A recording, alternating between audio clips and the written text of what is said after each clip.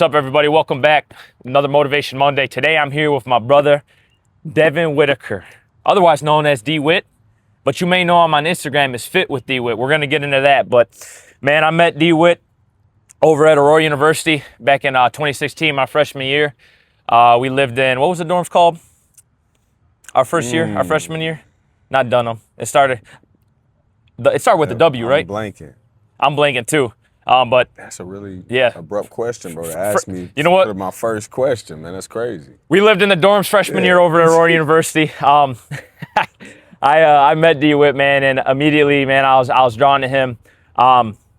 He's a great brother of mine, man. Stood up in my wedding, and one of D-Whitt's strengths. He has many strengths, but one of D-Whitt's strengths, honestly, and what I gained from him, you could put him in any environment, I believe, worldwide, and he would make friends. He would befriend people.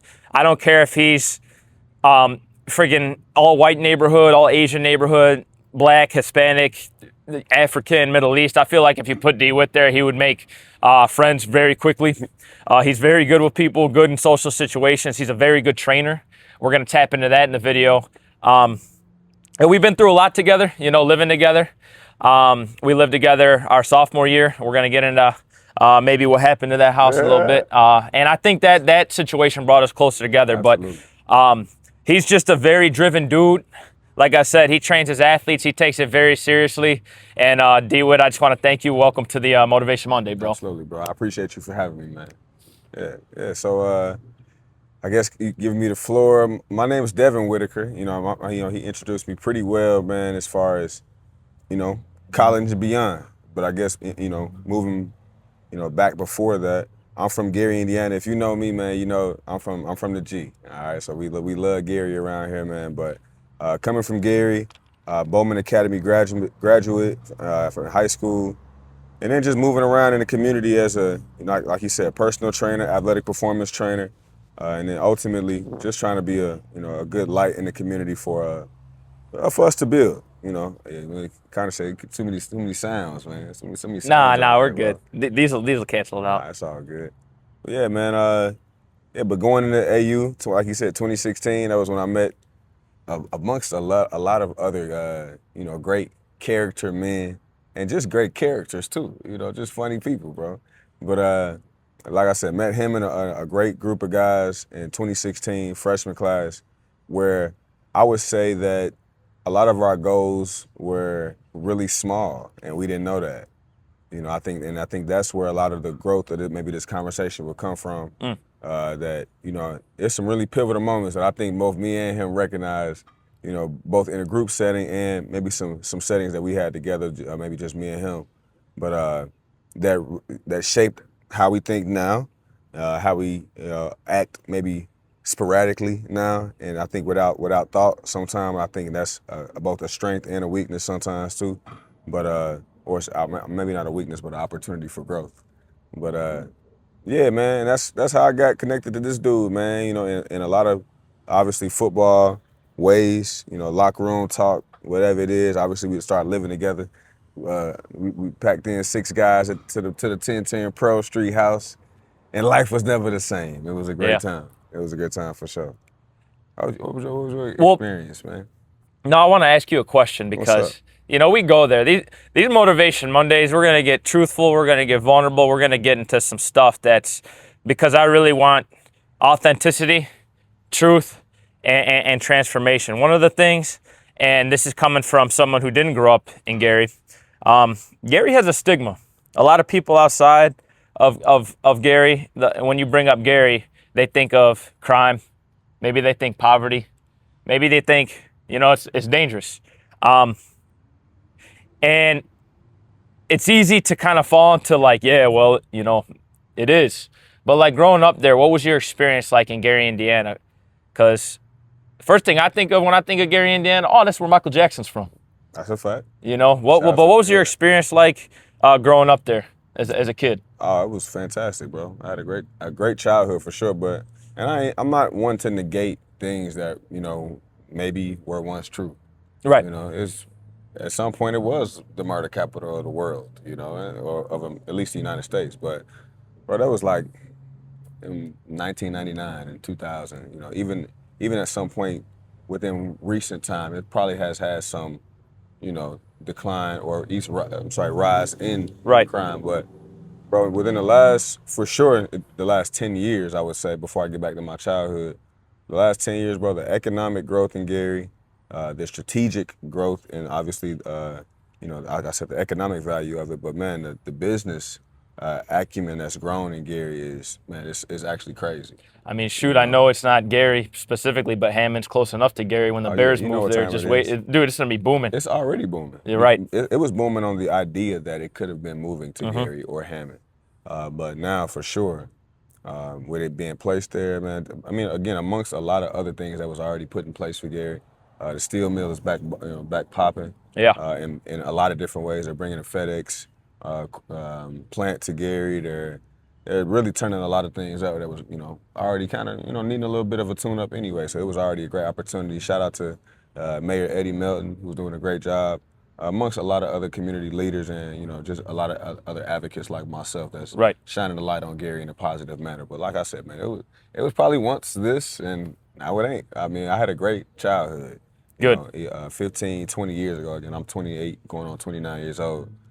We played baseball, we played basketball, we played football outside. We had a great childhood with, friends in the neighborhood. And of course, my dad was always a big believer in if you in trouble, got a phone call. Sorry about that. You're good. If you are in trouble or if you into some things that can get you in trouble, you probably gonna get what you deserve.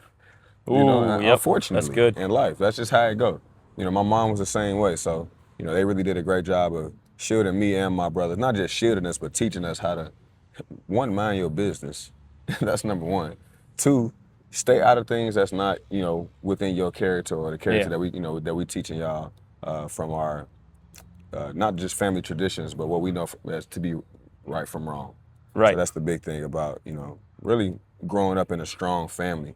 Yeah. I think easily. I love your family, bro. Man, but easily what a strong family look like. I'm saying because of your family though. Oh, definitely. So yeah, but I appreciate that too, man. Yeah. I always inviting you to my home, man. So maybe not more times than I've been to your crib for sure, but we share that on a level, bro, of really having a similar upbringing of, hey man, mom and dad don't play that, bro. Yeah. Me and my siblings, we gonna do things the right way, and if you're not gonna do them the right way, here's the consequence for it. Yeah. So it's real simple to that fact, and I try to keep it that simple today. Right is right, and wrong is wrong, and that's how we grew up, and that's how I still stand today. And we're stubborn sometimes, man. Like, especially when we're younger. Like, dude, I did so many stupid things in college where I'm like, bro, it's a miracle. Like, nothing worse happened. That's a fact. So I tell we both train athletes. I tell the athletes like this stuff's important, but what you do outside of here is important because, bro, and I'm sure this happened a lot in Gary because a lot of gifted athletes come out of Gary, as a lot of gifted athletes come out of the Chicagoland area. Dude, it takes one bad decision to go from like NBA or NFL aspirations to prison time or scholarship pulled, revoked. It's sometimes it's less than that. It could be less than the idea of you losing the professional opportunity. It could just be you got that offer pulled. Right. But it dominoes, like you said. It dominoes into other just repercussions as well, unfortunately. And I think ultimately it comes down to too, like who you decide to hang out with is important. Because bro, I mean, not to name names, but they're like people. There was people at AU that I was like, man, I probably shouldn't hang out with them too much just because I feel like, man, like I'm gonna get in like serious trouble. Yep.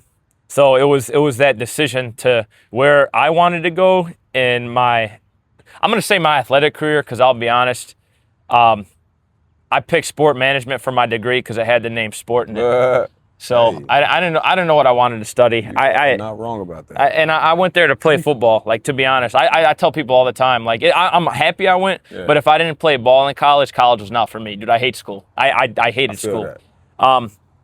And that's not to encourage anybody, like, oh, I'm going to drop out of school, anyone who's going to watch this. I'm going to get into that later on a later video of my gripes with the public education system especially. But we'll pivot right now. So on your Instagram, you go by Fit with D-Whitt. What does that mean? What does Fit with D-Whitt mean? I'm glad you asked, good sir. Fit with D-Whitt is my personal brand built on the basis of athletic performance training and personal training. Just betterment in life. Ultimately, man, if we got a goal, we can help you reach it. So that's what Fit with D-Whitt is. You can find me on Instagram, D-Whitt, D-W-H-I-T-T. White and blue logo, that's me, right here. Bow. But again, that's just the idea that I came up with a few years ago, man, where I'm like, yo, not only do I enjoy my own personal, again, betterment, my own personal failures, I guess you Yeah. can call them. I hate to call them necessarily failures, but they're just, again, opportunities for me to grow. Right. You know, I've had 2 knee surgeries, and you happen to be a witness to one of them, my second knee surgery in college. We 9 games in, I tear ACL, and boom, I'm like, yo, I'm never gonna be able to really move how I was moving again. Here I go a year and a half later, probably a little bit less than that, truthfully, but feeling much better than what I ever felt in college. Right. You know, performing better than what I ever performed in college, to my, own standard, or standard of measurement, that is. But man, I took that as a great opportunity for me to say, yo, not only can I do this for myself, but I can help others achieve these goals as well, man. So I kind of dove right into personal training from there. And, from one general fitness client, that transitioned into, multiple athletic performance training clients as well. And could we talk about so both me and you went through trial and error. I say this till this day that I take blame and responsibility for about probably over 50% of the injuries that I had, especially the hamstrings, because I trained like an idiot. So I tell my clients all the time, we're going to train hard, but we're going to be smart too. Thanks. Like I got into dude, I didn't know what I was doing. I was squatting every day, running sprints every day. I never had time to recover. I was like, man, stretching's for suckers. I worked hardest on the team, not to boast, but I also worked stupidest, dumbest, stupidest. I was stupid. All right. And what is one piece of advice? Because what I've noticed in training these young athletes is a lot of them just don't have the knowledge. Yeah. They watch maybe one TikTok or one video and this is how I'm going to train. What's one thing that you've taken from your own mistakes that you've made that you would tell maybe someone who's a freshman in high school, we'll say 15 years old, that is playing athletics, whatever sport it is, at a high level? What would you tell them about training is the number one most important thing? Well, I typically go back to the buzzword of intention and doing things with intention. So, man, something that really just bugs me, bro, is when I know the answer to the question, which is, what did you eat for breakfast this morning before you came in for a workout? Or nothing. Or, I drank some juice. I'm like, yo, or some cereal. I'm like, yo, that was not good fuel for you. You and I already know that because we've had this conversation previously. But it's not the breakfast that I'm tripping on. It's the intention behind, you had a workout coming up, but you didn't prepare beforehand. So the idea of just being intentional, we come into the workout room, or we come into that workout facility ready to perform, but you're not properly fueled up to do so, or you're not properly preparing yourself for, obviously the rigor of the workout to come. Yeah. So doing things with intention all the way down to not being in the workout facility, not doing the workout itself, but the things that come before and after it as well. So the intangibles of actually, training itself. Yeah, and I think too, another thing when it comes to training, it's just you squat heavy one day. Yeah.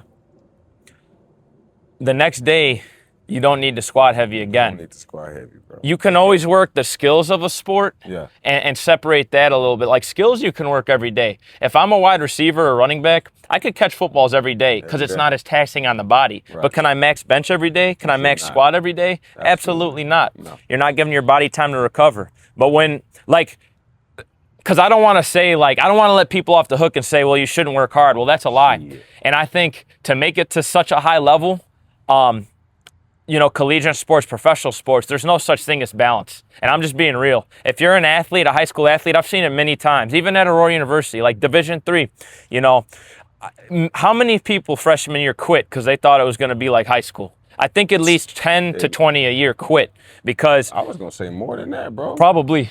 I was being generous with that number. 60 that came in, there was at least 30 of them that was leaving, bro. Yeah. Within camp time. Because it's hard. Yeah. And the thing is, I don't believe in balance necessarily. If you want to be an elite athlete, you're not going to be balanced. That's just the crux of the situation. You're not going to be balanced. because elite athletes, they watch film with intention, not just watch to make a highlight reel. Right. But if I'm a running back, I want to see what that Will linebacker or Mike linebacker, what their movements are. I want to see what their D-line does, even what their DB does. That's training with intention. I want to know, is he a run-first guy? Is he dropping a pass early? Yeah. And it's a mix of things where, like, when I was that age, I didn't train like that with that much intention or learn how to watch film or even learn proper workouts. Another thing that irritates me with, like, training, like athletic performance, I feel like there's a lot of gatekeepers where it's like, do it my way or the highway, where I keep up with your training and you take a lot of different movements from people as I do. Absolutely. I study the Louis Simmons, famous power lifter. I study the Jay Schroeders. We love Jay Schroeder, I bro. study Ben Patrick, knees over toes guy. That's my guy. Yeah, and I don't just take, I trained under Coach Beebe at Don Beebe's House of Speed before he sold it. So, like, they all have really good qualities that I want to use, where some trainers, like, it's my way or the highway. Nah. And they're so one-dimensional. It's like, no, like, you can't be. You can't be. No. The best athletes ain't one-dimensional. Right. Yeah. Right. They play multiple sports. They have multiple great movement patterns about themselves. They move on great planes. Multiple variety planes in flowing fashion, almost like water. So, why would I want to be one-dimensional in my training philosophy when my athletes can't be one-dimensional? And I'm not a gatekeeper either. Like, I will tell people straight up, I specialize when it comes to, like, sports performance. I'll coach anybody. You want to get bigger, faster, stronger, I got you. Yeah. But, for example, if someone's like, I want DB training, could I do it? Yeah. But I know someone better who can do it is you. Yeah. I played wide receiver, running back, so I'm going to take them. Should I train O-linemen for technique? No. I'm going to refer you out to someone who specializes in that. You want to get faster? Shout out Nassos. All right, shout out Nassos. You want to get faster? I got you. I don't care what position, what sports you play. I got you. But, like, I'm not afraid to refer somebody out. Like, okay, like, I can train you at DB, but I know someone better, that played the position, that coaches a position, that trains a position.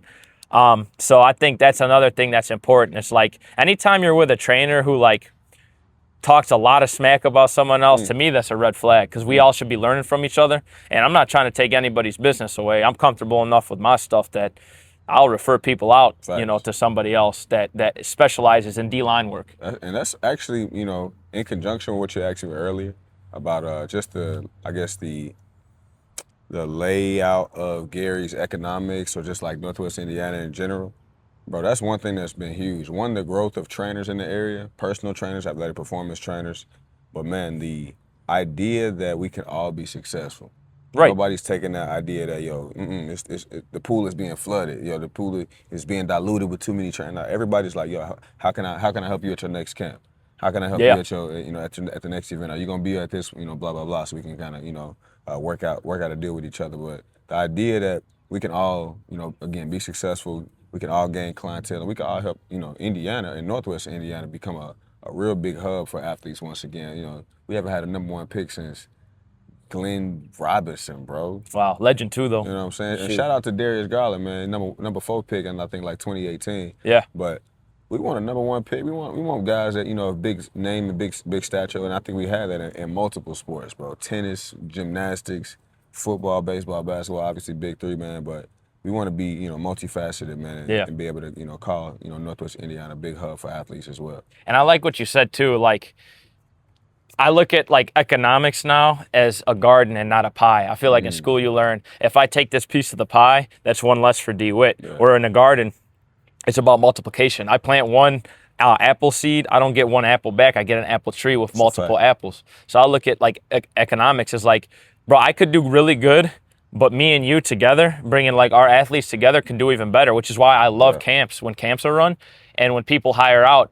Okay, I played QB in the pros, but I need a receiver coach, I need a DB coach, I need this, that. That's when you see a bunch of numbers and everyone getting a slice of an apple. I'm not gonna say slice of the pie, but the economics that I want to go under is the garden concept, not the pie concept, where I take this and that means one less for D-Whitt. I take this apple, plant these seeds, that means a whole tree for me and D-Whitt and other people. I'm about to say a whole nother tree for something, for a new trainer, a new coach, somebody in the business that's kind of getting their feet wet. Right, Yeah. 100%. I want to teach the wisdom I wish I knew when I was 15. This is what I say to people so they can be better than I was. Absolutely. Because I like I said, I trained well, but I didn't train smart. I had the hard down, but I didn't have the wisdom or the knowledge to. Maybe I shouldn't max squat every single day. Yeah. You know, Almost maybe like it's saving yourself. yeah, maybe it's doing more damage than good. With that, I want to pivot. We Me. talked athletics. One of the things I admire about you, bro, is when crazy situations happen, you are the most calm, cool, collected dude ever. You probably know where I'm going with this. So I'm going to tell a little story. Talk to me. Sophomore year at Pearl Street, all right? With your permission, of course. You know where I'm going. Hey. So D-Whitt and I, we ended up going in this party, all right? We were sophomores at the time, and it was a college party. You know, it was our seniors' last hurrah because it was in springtime, so they was about to leave, and we ended up going to this party, and we came back to the house, and it was just me and D-Whitt. Yeah. Shout out Connor Murphy, Frankie Gordy, Keon Adams, Roman Griffin. They was also in that house that year. Yes, sir. And when we got back, man, I opened the door, and black smoke and heat straight up engulfed me. Now I'm gonna say this: this dude ran in there immediately. No fear, I knew what was going on. nothing. And I thought the house was on fire because I didn't know what was going. We'll get to that point. Could have been. But long story short, man, D-Whitt, he was making fries. Kind of forgot the oil was on the stove. Got excited to go to this party. I didn't. And I was coerced. Either way. and the oil was left on the stove, and we came back to a house that was super hot. And it is raining. I think it'll be good, though. It was super hot, and you ran in there and full of courage. We came outside, and there was a lot of smoke damage, basically. And I remember you had hop on the phone with your dad, and I wonder if this probably won't affect. If you hopped on the phone with your dad, and you could take it from here what your mindset was, because, bro, I thought I was going to die that night, because, bro, that smoke was hot, bro. I felt like I ran into an oven, and not to boast of myself, I wouldn't want to run in there, but you did. Yeah. So he meant to tell you that I ran in first. That's what. 100%. He ran in first. I'm not gatekeeping nothing. He ran in without hesitation. I opened the door, heat and smoke engulfed me. D-Whitt's gone. It was really because I knew what was going on, though. I remembered immediately. Oh man, I forgot I left that on. Pew! Ran inside, and we noticed that it was no flames in the house. It was just a lot of smoke, and that was. It was hot though. It was hot, and it was a scary moment for sure. It was a silly moment, teen moment, but yeah, man, call pops because my dad was this was actually junior year, wasn't it? Sophomore, end of sophomore. So your parents were still the co-signers on the house for sure. Yeah. Yeah. But my dad was probably paying my rent at the time, so so I called him like, "Yo, hey man, just want to let you know that it's not burned down, but there's some significant damage. All right, then I know we're gonna be responsible for it." So I said, "We," like like it was like he did something, but he was like, "Okay, is everybody safe?" I'm like, "Yeah." He's like, "Okay, Devin, you could have told me about this tomorrow." It was like 2 a.m. Yeah, bro. it was like 2:30, bro. Having a 19-year-old night. That's what we were having. Yeah. And you make mistakes, bro. You do. And I think that got us close though, because I remember, bro, I was standing outside on the porch, and we opened up like the doors and windows, which we should have never done, because that's fire safety 101. Because we were a bit more out. So if there was a flame, we would have been feeding the flame with doing that. If a firefighter told me that. We concluded that it wasn't. Yeah. Bro, my adrenaline was going, bro. I was moving in slow motion. I was just looking for you, truth be told. But then I started opening windows, all my fire safety went out the window. I know to crawl. You're supposed to crawl. I was running. I was running. Bro, you're supposed to crawl. But the thing I get out of that story is, one, your courage. Two, you're so calm when you've gone through some stuff, bro, where I'm like, how is D-Whitt this calm? Yeah. Now some of it, definitely, could have avoided, but true. There's some stuff that's happened, like car stuff that bro, I'm I would freak out. So I remember standing on that porch shaking, and bro, you calmed me so much. And that's one of your gifts too, I believe, from God, is you have a calming presence about you in times of perceived chaos, because I was tweaking, bro. I was shaking, and you calmed me down so well. And I'll never forget that moment, bro. I feel like honestly that got us like closer Yeah. in a weird way.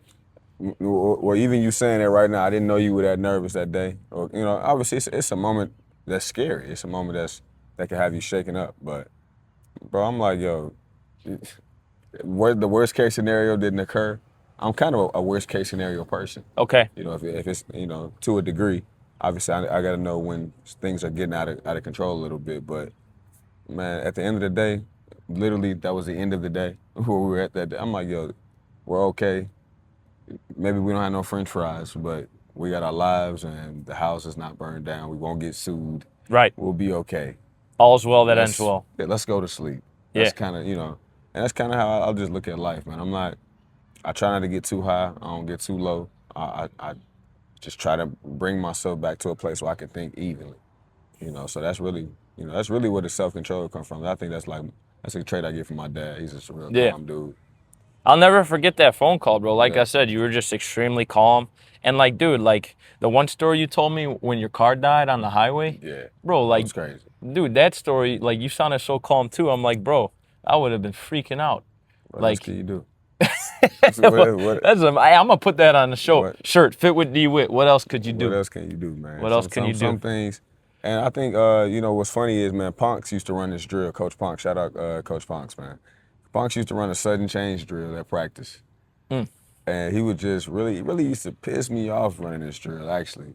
But because he made everything sudden change. It wasn't just like, oh, we're gonna go from offense to defense, you know, randomly, you know, sudden change. He would be like, oh, in the middle of Indy drill, like, you know, everybody doing their own thing. Sudden change, offense on, defense. I'm like, yo, what's up with you, bro?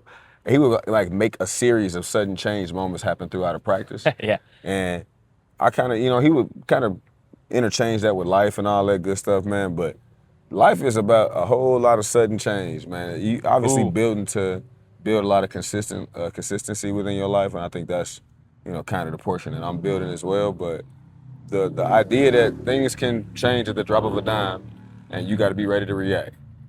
You got to be okay with that, bro. And it's gonna happen at some point in life, and you cannot crumble, you know, due to a sudden change. You got to be ready to react and respond to it in a positive manner.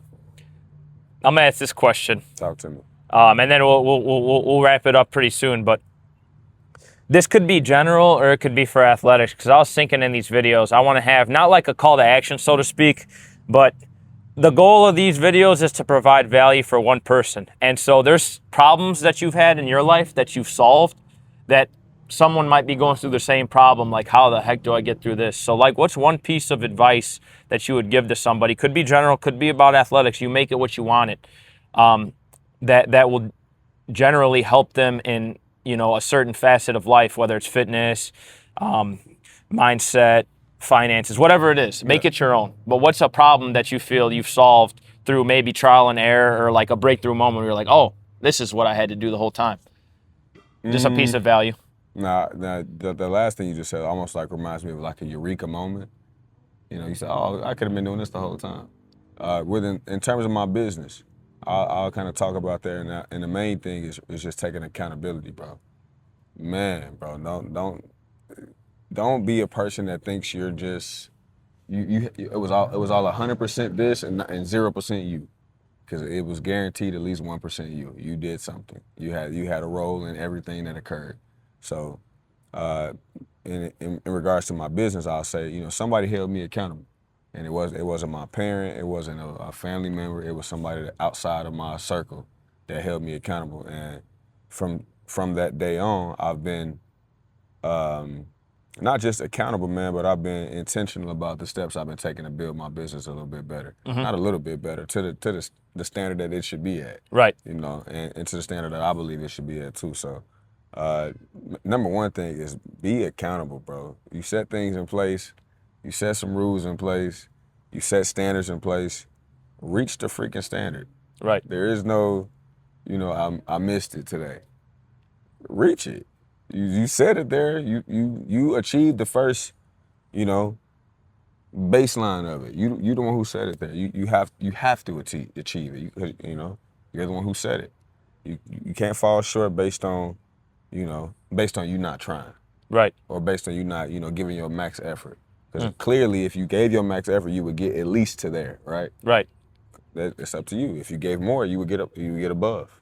But So I believe with that concept, I believe in setting out outrageous objectives, like Absolutely. almost that seem impossible to you, but being content when you reach a checkpoint. Yeah. So the analogy I'll use is set a objective where you want to do like something crazy, like 20,000 push-ups. Facts. I can't do 5 right now. So checkpoint is 5. Yeah. But if 5 was my overall goal, 6 would be the Super Bowl. that's a weak goal though. Yeah, like I feel only you. 5 push-ups, So I encourage people to set outrageous, outlandish objectives, but have checkpoints along the way to those objectives. That way you're constantly growing, all right? And half of 20,000 is 10,000 push-ups, bro. Be a Like bad dude. if you get halfway there, you're past 500. Like you're already in a position where if your goal was 5, I'll never forget. And this is like a working out concept. I work out and shout out Charlie the Truth. My guy who's been on the podcast a few seen times, Charlie, Charlie. yeah. I hit a workout with him and I'm like, Charlie, how many, what's the reps and sets? He's like, we doing 3 sets to however. He's like, Go crazy, Charlie. and he's like, and he said something, but I thought about it and I ate it up a little bit. He's like, bro, if we did 3 sets of 10, you're gonna get tired at 8. Hey. Because you have that in your head. You want to get to 10. And I'm like, dude. bro. And whole time, bro, we did 3 sets. I get to 30. I'm not tired yet. I'm like, bro. I'm like, this is an interesting concept. And maybe like you could tie that into business too. It's like, okay, if I have, this many clients, I want to get to a crazy amount. Even if you don't get there, bro, that number in your head, you're going to surpass, that small little objective because you're focused on. If I want to get to 5 push-ups, I'm focused on that 5. And I get there and it's like, then what? But if I get to 20,000, my mind and body has to come up with ways and I have to discipline myself to a certain extent where I'll reach an elite and a high level. Where if my objective is small, that's where I feel checkpoints are important. Checkpoints are good, but I don't want 5. Yeah. Like I want to. As an athlete, I always wanted to set the bar so high, bro. Like, that's why I train so hard. I like the knowledge. But, bro, I was one of this. I was one of the hardest workers at AU, period. Yeah. Bro, I would take people to work out with me. They couldn't hang. Not you. He threw up at one of my workouts. Not you. He threw up at one Nah, of my you workouts. remember the Yeah, hill, though? Shoot. How many people I had throwing up? I ain't threw up at the hill. Shoot. But they was. That's a fact. They was. I'm not naming names, but you know who you are if you don't watch this video. At the hill, I ain't gonna lie. But, so you set that outrageous goal or objective. I don't like using goal. I like using objective. And then set checkpoints. And with that, we'll transition to how can people, 1, book sessions with you? What are you offering? And 2, how can they find you on social media? Because you put some good workout videos on there. You put some gems out there. So I want them to be able to follow you. So I appreciate that, yeah. bro. I'll start off with social media. You can find me on Facebook, Instagram, TikTok. Let's see. Yeah, that's about it. But you can find me on Facebook, Devon Whittaker, Devon. Or if you just type in Fit with D-Whitt, I'm sure you can find me on Instagram, Facebook, or TikTok. But D-Whitt on Instagram, DWHITT. And, you can, reach out to me on either one of those social media platforms to either book a consultation, book a session. You can also find out what kind of camps, football camps, speed and agility camps, strength camps, and last but not least, we have the Lonnie Johnson camp coming up on this Saturday, June 13th. Obviously, that's after this date comes out. So maybe I'll post a short clip with that clip in there. I like that. Yeah. I like that. We got that happening at Westside High School. Shout out to Lonnie Johnson. Then we got Ryan Neal's camp coming up. We have the Speed and Agility camp coming up in DeMont, Indiana, June 22nd. And then we're going to be in Valparaiso, Indiana, June 15th at Fit Train in Valpo. So, again, y'all just reach out to me, man. We can find out if you guys want to set a consultation up, if you want to find out about some camps, just reach out to me or, shoot me an email or a text if you know me personally. Is there any way you'd like to wrap this up before I wrap it down? I got to wrap it up by thanking my dog right here, man. I appreciate you even, obviously you reached out to me, prior to this moment, man, and I definitely always appreciate anybody's opportunity to, number one, expand whatever my personal thing is. So, I think you mentioned that early on, and I really appreciate the opportunity. but two, man, just to get the idea of, you know, giving a message to somebody else so they can take something from that, bro. So Yeah. I really admire you. I admire your channel, man. I admire what you got going on, the message you got going out every single Monday. Y'all make sure y'all tune in to my guy, Coach with Os. Is that correct? That's correct. Y'all better talk to my guy. All right. Yeah, man. Appreciate you, bro. I appreciate you, bro. Thanks Yes, for coming sir. on. We're gonna have you on again, guys. You like this video? Feel free to comment, subscribe on YouTube. I think we're up to like 264 subscribers now. So humble lit. beginnings, but that's pretty cool because lit. it was at 0 this time last year. So That's you know we're growing.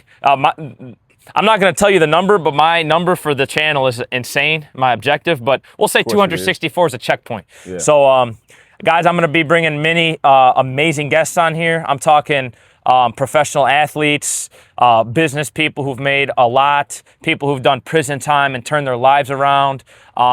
You know, just incredible people in different fields, at different ages, different demographics are going to be coming on here, and they're going to be able to tell their story, give practical advice, such as my guy D-Whitt gave you to implement to hopefully make your life better.